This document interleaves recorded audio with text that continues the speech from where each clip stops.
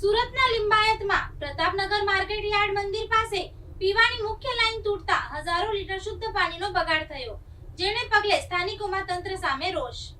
સુરત શહેરના લિંબાયત વિસ્તારમાં આવેલા પ્રતાપનગર માર્કેટ યાર્ડ મંદિરના ગેટ પાસે પીવાની મુખ્ય લાઈન અચાનક તૂટી જવાની એક ગંભીર ઘટના સામે આવી છે.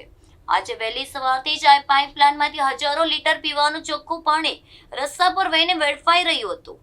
પાણીનો પ્રવાહ એટલો તીવ્ર હતો કે જો જતામાં સમગ્ર મંદિરનો ગેટ ને આસપાસનો રસ્તો પાણી થઈ ગયો હતો. એક તરફ ઉનાળા અને ચોમાસાની ઋતુમાં પાણી બચાવવાની વાતો થાય છે, ત્યારે બીજી તરફ સવારથી જ લાખો લીટર શુદ્ધ પાણી ગટરમાં વહી રહ્યું હતું. સ્થાનિક રહીશો અને વેપારીઓએ પાણીનો આ મોટો બગાડ જોઈને ભારે નારાજગી અને દુઃખ વ્યક્ત કર્યું હતું.